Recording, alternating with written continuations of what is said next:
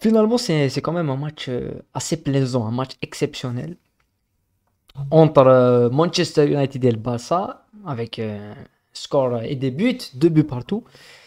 Mais une affiche qui était vraiment digne d'une affiche de Ligue des Champions, hein, après ce qu'on a vu. Mais est-ce que dans le contenu, on a vu un niveau Ligue des Champions? Je pense que oui. On peut dire sans hésiter qu'on a vu un contenu digne de la Ligue des Champions, puisqu'on a vu des matchs euh, comme on a vu Milan-Tottenham. Ce n'est pas vraiment du même spectacle ou de la même passion et de l'intensité qu'on a vu aujourd'hui. Aujourd'hui, on a vu de l'intensité, du rythme, de l'impact, des buts et des changements tactiques et beaucoup de choses dans un match qui promet un match de retour exceptionnel à Old Trafford. La première manche 2-2 pour le Barça avec Manchester United. Donc bienvenue dans le débrief du match aller des 16e de finale de l'Europa League. N'oubliez pas de liker au maximum la vidéo et de vous abonner à ma chaîne. La première chose dont on va parler, on va débriefer le match et on va parler certainement du Barça. Beaucoup plus, même si on aura certaines choses à dire sur Manchester United. Mais pour moi, la première chose qui m'épate à Barcelone, c'est vrai que quand tu vois le match, tu vois la fin du match, et il y a Xavi et Ten Hag, les deux, qui vont directement sur l'arbitre, parce que quand même, il est pas tout innocent, l'arbitre, hein, vu la performance qu'il a fait. Durant tout ce match, on a vu un Barça qui n'a pas été au niveau 90 minutes, ils étaient au niveau dans certaines parties. Et Manchester, c'est la même chose. C'est un match assez équilibré si on prend d'un point de vue des deux équipes, mais ces deux équipes qui ont fait une copie, comme on l'a dit, d'un très bon niveau. Mais l'arbitre et l'arbitrage, il n'est vraiment pas du même niveau, hein, parce qu'il y a des pénaltys qui sont oubliés d'un côté, il y a le carton rouge sur Condé. Si c'est pas pénalty sur Rashford, c'est carton rouge. Et c'est oublié. Et le pénalty sur Alba, chaque jour, c'est pénalty. Donc l'arbitrage et le VAR, la VAR, pas le VAR, la VAR, ils sont vraiment à côté. Donc c'est vraiment assez typique des matchs et des matchs de haut niveau et des compétitions européennes ces derniers temps, de voir un arbitrage très moyen. C'est médiocre. Mais un match comme ça, avec certainement des équipes qui jouent leur saison aussi, hein, parce que je pense pas que Manchester, c'est peut-être qu'ils peuvent le faire. Ils peuvent gagner le championnat. Barcelone, oui, ils peuvent gagner le championnat. Mais on aurait pu avoir un arbitrage du haut niveau. Et c'est épique de voir cette photo avec les deux entraîneurs qui sont les deux allés protester envers l'arbitrage et critiquer l'arbitre. Donc l'arbitre, il n'a pas avantagé le Barça ou avantagé Manchester United, mais il a été mauvais des deux côtés, hein. C'est un mauvais arbitrage et l'UEFA ne peut pas se taire sur ça. Mais la première chose qui nous intéresse plus, c'est le côté technique. Et c'est Xavi. Xavi, parce que ce soir, Xavi, il faut qu'on en parle. Il faut qu'on en parle. Mais avant qu'on en parle, on doit donner une note au match. Et pour moi, la note du match, on va la donner juste après. Quand on va parler du match un peu plus, on va donner la note du match. Mais Xavi, dans ses choix, c'est pas logique de faire des choix comme ça. Moi, je comprends pas. Xavi, il a toutes les cartes. Il peut faire quelque chose. Et on va voir la composition d'équipe pour comprendre. Xavi, il a fait quelque chose qui n'est pas normal. Xavi, il a une équipe. Il est leader du championnat. Et il est leader du championnat parce qu'il fait jouer une équipe qui est assez solide, avec Araujo dans l'axe à la place de Marcus Alonso. Il fait jouer des fois Koundé. Koundé est toujours sur ce côté. Il est sur le côté, sur la place d'Araujo. Mais il y a le premier choix qui est assez surprenant. C'est le choix d'Alonso dans l'axe. C'est pas normal. Alba, tu peux le comprendre, mais Alonso, tu peux pas comprendre ce choix-là. Pourquoi tu fais jouer Alonso dans l'axe? Et la chose la plus importante, c'est, dans le football, on le dit souvent, mais ça devient caricatural, hein. On peut dire qu'on ne change pas une équipe qui gagne, tu peux changer une équipe qui gagne. C'est pas... Mais là, le Barça, pour une fois, depuis le début de l'ère Xavi, qu'il n'y a pas un problème de rotation au Barça, il n'y a pas beaucoup de rotation, il y a des joueurs qui sont impliqués, il y a Araujo dans l'axe, quand tu le fais jouer dans l'axe, il y a certaines occasions et certaines situations qui ne peuvent pas exister dans un match de foot. Donc il y a quand même des choses et des certitudes. Christensen dans l'axe, c'est pas la même chose. Et on va parler du fait de la rentrée de Christensen, est-ce qu'elle a apporté en fin de match? Et ça, Xavi, il a payé cash. D'un autre côté, on a une équipe qui est assez solide, assez stricte, avec le retour de Casemiro. Malacia qui fait un très bon match aussi avec Wan-Bissaka sur les côtés. Et Fernandez, enfin, milieu de terrain assez compact et plutôt défensif de Fred, Weghorst et Fernandez. Et tu as des joueurs qui peuvent prendre plus de profondeur. C'est une équipe typique de Manchester United. Ce n'est pas une surprise.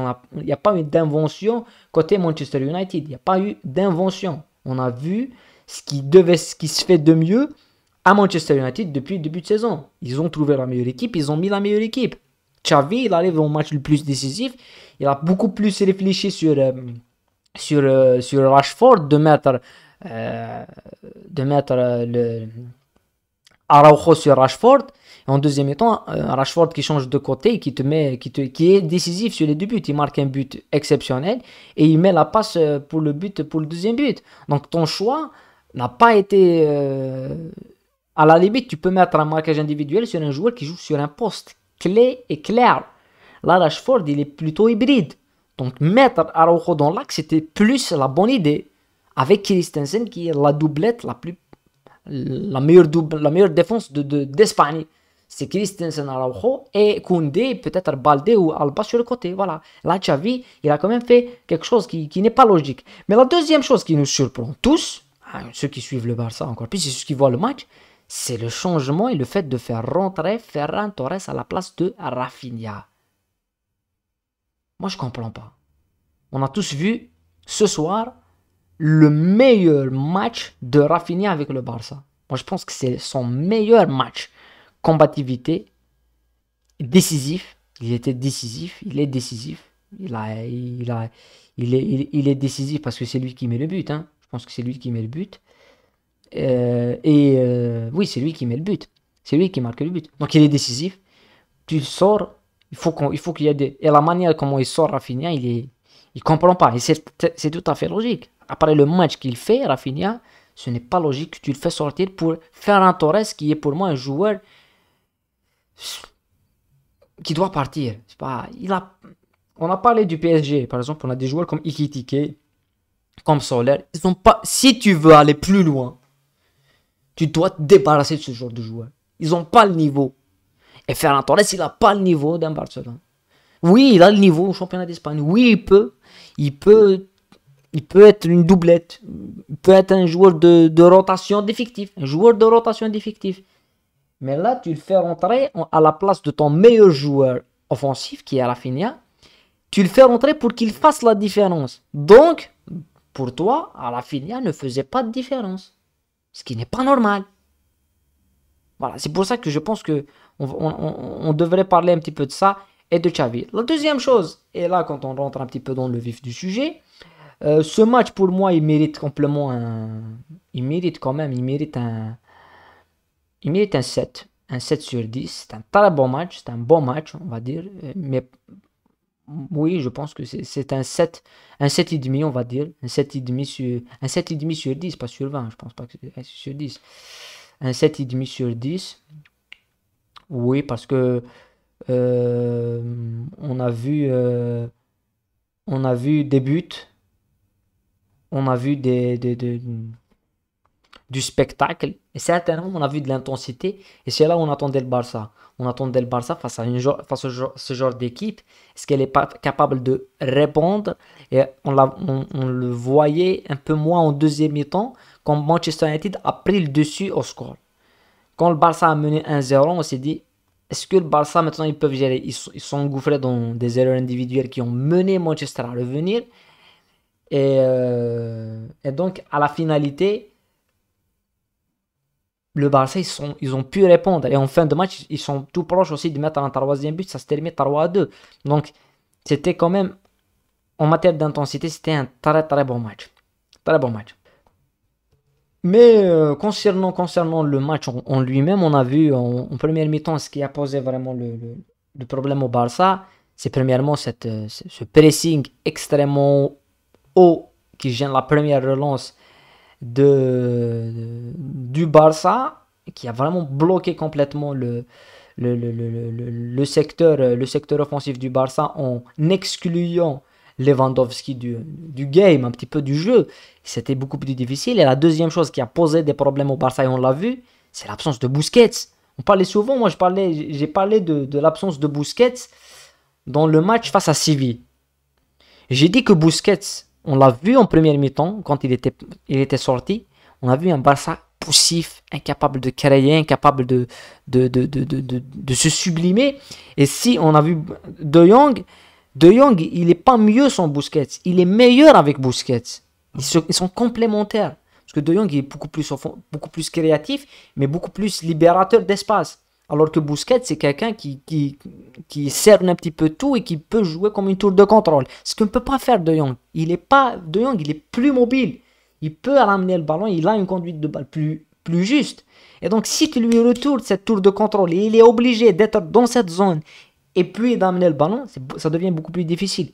Mais on a vu un Barça qui termine 3-0 face à Séville, qui gagne 3-0 face à Séville. On a tout le monde qui dit, ah ben voilà, il n'y a pas Busquets, mais ça plante quand même 3-0.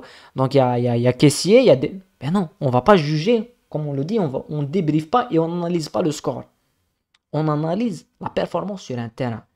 Et la place de Busquets, elle était claire et nette. Face à Séville, ça passe. Parce que c'est Séville, s'ils sont derniers du championnat, c'est championnat d'Espagne. Face à Villarreal, même face au Real, en Espagne, le Barça a une marge de progression qu'elle a fait. Parce que l'année passée, Barça, ils ont perdu beaucoup de points, même s'ils ont fait une très très bonne phase de retour l'année passée. Mais cette année, ils se sont améliorés, ils sont leaders du championnat. Avec 8 points d'avance sur le Real Madrid. Donc, ils gèrent les matchs. Mais quand il y aura plus d'intensité, quand il y aura plus de rythme, quand il y aura plus d'impact, et face à une équipe qui te presse, comme l'a fait Manchester United, eh ben, tu as besoin de Busquets. Parce que Busquets, premièrement, ça voit des déplacements et ça voit des espaces avant tout le monde. Et deuxièmement, ça te libère de Frenkie de Jong.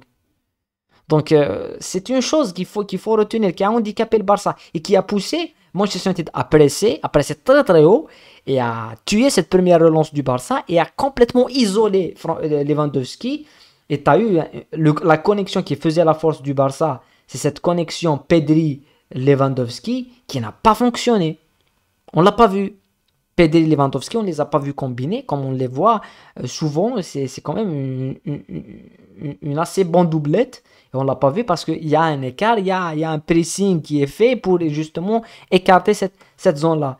Et Manchester United, ils ont joué sur un... Bien sûr, il y a le fait de jeu qui est marquant. C'est la sortie sur blessure de Pedri. Ça, ça nous met un point d'interrogation sur déjà, vu la manière comment il sort, ça présage pas quelque chose de bien.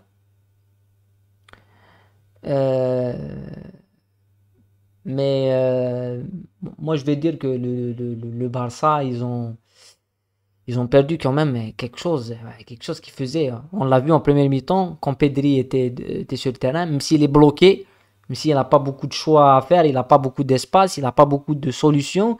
Mais quand le ballon est... La qualité, c'est pour ça qu'on parle des joueurs d'exception, c'est quand Pedri a le ballon, quand tu es fan du Barça par exemple, quand Pedri a le ballon, tu es tranquille parce que tu sais que c'est très très rare qu'il perd le ballon. C'est ce que disait Sapella sur Messi en Argentine. Il disait quand Messi a le ballon, on est tranquille parce qu'on sait qu'il ne va pas la perdre. Ou s'il la passe, ça serait pour quelqu'un qui a le même maillot que nous. Donc Pedri, tu perds quand même quelque chose de très important dans l'entrejeu pour le Barça. Et ça a permis à des joueurs comme Fred, comme Weghorst, comme Fernandez, comme Casemiro de se libérer encore plus. Parce qu'il n'y a pas cette qualité technique qui va les gêner au milieu de terrain du côté du Barça. Donc la sortie de Pedri, pour moi, ça me déçoit un petit peu parce qu'on voulait voir Pedri encore plus. Parce que tu regardes le Barça pour voir Pedri. Mais on espère que ça ne va pas être une blessure musculaire qui peut... On espère que ça sera une simple élongation qui va une semaine et tout, il va 10 jours maximum. Parce que en phase de retour, si tu récupères pas Dembélé et tu récupères pas Busquets et que avec tout ça, t'as pas Pedri, ça va être compliqué pour le Barça. Ça va être compliqué pour le Barça. Mais sinon, Manchester United, la chose qui m'a intéressé à Manchester United, c'est cette manière avec laquelle ils ont joué, ils ont tué l'espace, et avec des flèches qui... Ils ont joué des longues balles, et on a vu cette manière de positionnement des joueurs de Manchester United, et la manière avec laquelle ils ont cherché le half space et l'espace dans le dos des défenseurs, et certainement dans le dos de Christensen. Et ça a complètement déstabilisé Barcelone, qui a joué. C'était une attaque un petit peu pas placée, mais une attaque directe, un jeu direct qu'a préconisé Ten Hag. Et on a vu que quand Pedri était présent, comme sur cette situation, et Caissier dans le milieu, et tu avais un peu plus de maîtrise, un peu, pas beaucoup, mais un peu plus de maîtrise au milieu. Il y a eu un précis qui est fait, qui est animé au côté barcelonais, qui a empêché Manchester United de jouer. Et ça, il a amené le jeu lent. Et dans le jeu lent, tu avais des solutions côté Manchester. Donc c'est un match qui est pour moi un match complet. On a vu beaucoup de choses. Et très hâte de retrouver, de voir le match retour, et certainement à Old Trafford, dans un autre stade mythique après Camp Nou, Old Trafford. On verra quand même une autre soirée assez importante. Voilà. On aurait aimé voir ces deux équipes en Champions League. Ça serait un bon huitième de Champions League. Avec tout le respect qu'on aura pour Benfica, que le Bruges, si c'était hier Manchester-Barcelone, c'est pas la même chose. Hein. En Champions League, la musique et tout. Quand tu vois le début du match, et tu entends le stade orange, tout, et tu entends la musique de l'Europa League, tu te dis c'est pas normal. Ce n'est pas normal. Mais c'est la loi du foot. Voilà. Manchester United, ils sont plus en Ligue des Champions depuis longtemps. Ils n'ont pas fait des campagnes, une demi-finale de Ligue des Champions depuis Sir Alex Ferguson. Depuis que Sir Alex Ferguson est parti. Donc l'impact sur Alex Ferguson, il est énorme. Mais ils vont le retrouver, mais ça va prendre du temps. Depuis 8 ans, je pense, 9 ans qu'il est parti. Et là, le Barça, ils ont perdu Messi, ils sont plus en Ligue des Champions. C'est l'impact Messi. Voilà. Des zones d'exception qui changent des clubs d'exception. Voilà, c'était la phrase finale. Bon match, bon débrief. On se retrouve dans d'autres débriefs, dans d'autres matchs. Peut-être le Napoli avec demain, match de championnat. Le Napoli, c'est une équipe sur laquelle il faut qu'on parle. Parce qu'ils vont être champions d'Italie si tout se passe bien. Ça sera énorme.